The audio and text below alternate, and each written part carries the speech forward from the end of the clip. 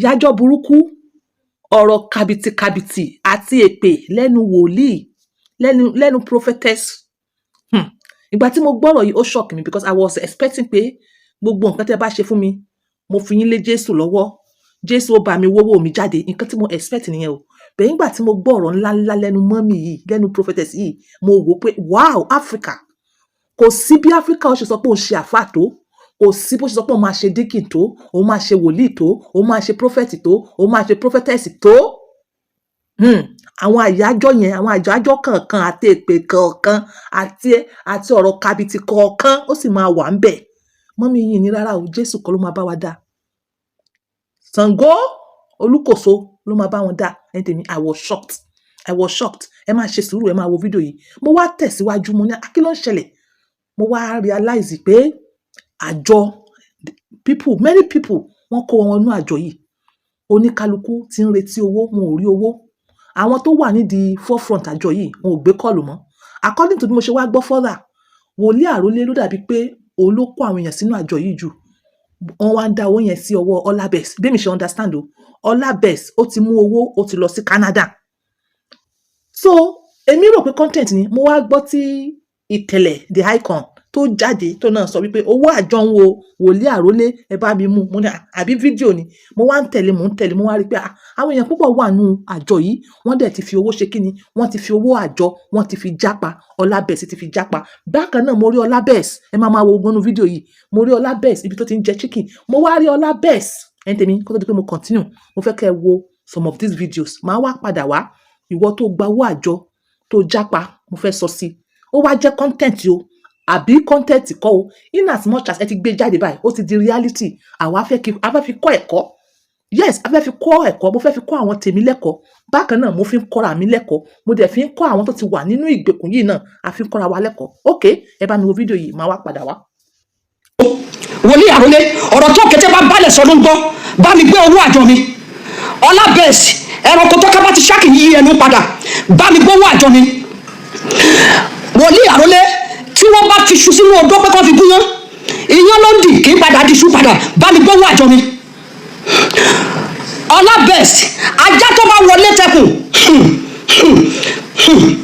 nífẹ̀ẹ́ jẹ́wẹ́ o. Bá mi gbé owó àjọ mi. Mo fẹ́ fẹ́ máa fi Jésù wa, máa fi Ṣàngó wa, máa fi Ọbàtálá wa, máa fi Jésù wa. Gbogbo ẹni tó bá ti mọ wòlíì àrólé àti Ọlábẹ̀s, mo fi ọ̀nà Ọlọ́run bẹ̀ yẹn bá mi táàgì wọn ní fídíò yìí. Mo bó ṣe máa dọ́dọ̀ wọn, mi ìmọ̀ bọ́n ṣe ń ṣe, gbogbo bẹ́ẹ̀ bá ṣe mọ̀ pé wọ́n ṣe ń ṣe, ẹ bá mi ṣe kó dọ́dọ̀ wọn ní fídíò yìí. Wòlíì àrólé ń ta aṣọ Mercy cloth. Mo dẹ̀ gbọ́ tó sọ pé téèyàn bá ra aṣọ yẹn pé èèyàn máa rí àánú gbà. Téèyàn bá nígbàgbọ́, mo dẹ̀ ra aṣọ yẹn lọ́wọ́ wòlíì àrólé. Lóòótọ́, mo ní testimony, mo rí àánú gbà. Mo wá mú lára owó àánú yẹn, mo wá fi dá àjọ tí wòlíì àrólé pè mí sí. Torí pé ó jẹ́ prophet tí mo dẹ̀ mọ̀ pé Ọlọ́run lò. Mo wá fowó yẹn dá àjọ. Mo wá ráwọn nonsense video kan lẹ́nu ọjọ́ mẹ́ta yìí pé èèyàn kan gbówó àjọ yẹn lọ sí Canada. Màá fi Ṣàngó wá, màá fọ Ọbàtálá wá, màá fọ Olúkòso. Ẹ bá mi kìlọ̀ fún wòlíì àrólé kó bá mi gbé owó mi o.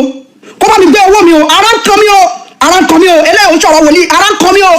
Màá fi. Àrólé àǹfààní. Gbogbo nǹkan tó ń ṣẹlẹ̀ mú ní content ní ọ̀rọ̀ àjọ. Kò ṣáà kì í ṣe àjọ tí mo wà. Mi ò ń sọ̀rọ̀ nípa pé Ọlábẹ̀s travel out lé lórí. Ṣé kò kì í ṣe àjọ tó bẹ̀ mí pé kí n dá àrólé? Àrólé ò ní rọrùn kẹ́yìn ayé ẹ o. Àrólé jọ tó yọ náà pè mí because mo realize pé mo ti ń pè ọ́ because ó ti wá ń jẹ òótọ́ eré ni mo kẹ̀ bọ́ọ̀rọ̀ àgbẹ̀ tí ń fẹ́ máa jọ tọ́. Àrólé tẹ bá ń fi gún ṣeré má fòrò ṣeré o. Ó ṣàmù kí bàtà wàhálà ó pọ̀ ju bàtà mọ́ṣáláṣí lọ. Èmi jọ torí Ọlọ́run ó ṣàmù kí eré àbí wọ́n máa ń pẹ́ bẹ̀ lẹ́nu. Àrólé o Ọlábẹ̀s ẹ̀yin tó láyé ẹ bá ń forúkọ ìyá wọn kún. Àrólé pè mí nǹkan kan gbọdọ̀ ṣàjọ mi náà. Nǹkan kan ní sọmọ Ọlọ́run má jẹ́ kí nǹkan kan ṣàjọ mi o. Ẹ má ṣe ṣòyìn kọlùkọlù ṣe o. Kò ní fọ́ ní rárá. Call me my brother. Àrólé nǹkan burúkú ò ní ró lórí ẹ o. O lè jẹ ìgò kírètì kan tán tó máa fi dáwó mi lẹ̀. Ó gbọ́dọ̀ jẹ bí.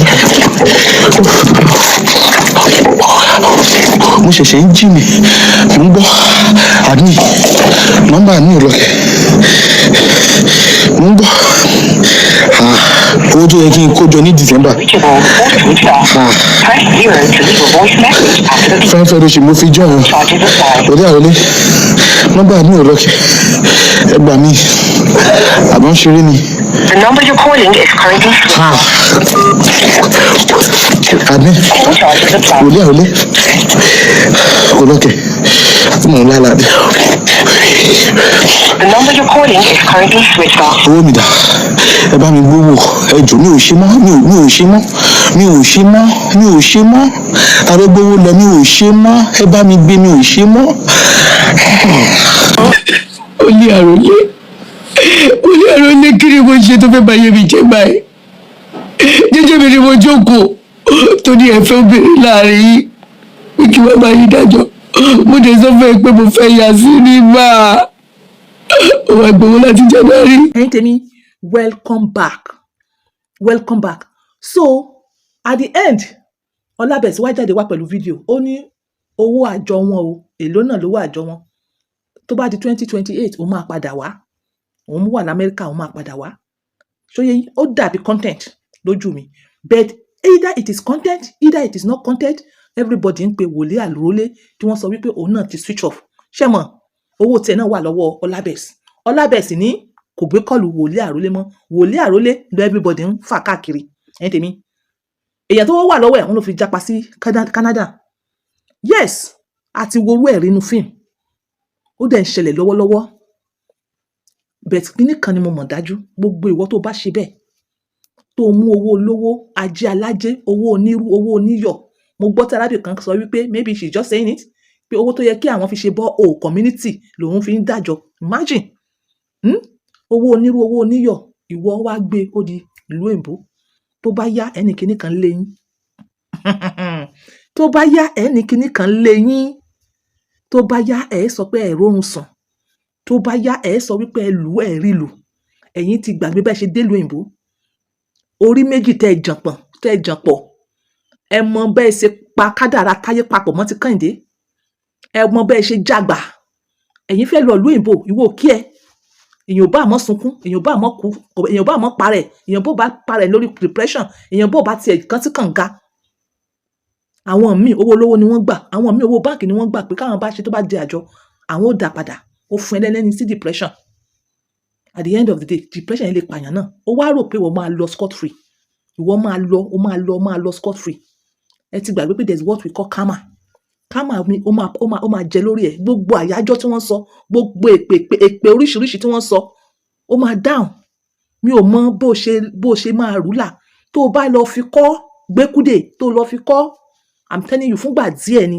ó sì máa padà lé ẹ lórí òun ló dífá fún ẹ̀yin kan that is what you are going through ìwọ nínú ọkàn ò lè báyàn sọ ó mọ bó ṣe fá orí àwọn èèyàn tó fi délùú òyìnbó it is what you are suffering now gbogbo ẹni tó bá ṣerú ẹ ó máa jìyà ẹ gbogbo ẹni tó bá ṣerú ẹ ó máa jìyà ẹ eléyìí bóyá content but ó seem real you understand ó ti ṣẹlẹ̀ rí ó sì ń ṣẹlẹ̀ lọ́wọ́lọ́wọ́ àwọn kan ó sì ṣe bẹ́ẹ̀ ìwọ tó bá sì ní ọkàn lọ́hùn I'm telling you ó better kó mọ́ wò orúwà yìí karma is real ó lè ṣerú wà yìí kó rí ìdí jòkó ó lè rí ìdí jòkó àwọn alálẹ̀ ẹ sọ pé kí ló ń jẹ́ alálẹ̀ nílùú òyìnbó alálẹ̀ láti bíbá wọn ò fatẹ́gùn wèrè sí ẹ̀ńbẹ̀ yẹn wọ́n á fatẹ́gùn iná sí ẹ̀ńbẹ̀ yẹn wọ́n á fẹ́ atẹ́gùn ìnira sí ẹ̀ńbẹ̀ yẹn mọ́ kó àwọn èèyàn sínú dààmú nítorí ti ara ẹ mọ́ kó èèyàn sínú dààmú nítorí pé o fẹ́ travel àìmọye ìdílé tẹ́run àìmọye ọmọ ọlọ́mọ tẹ́ sọ di rádaràda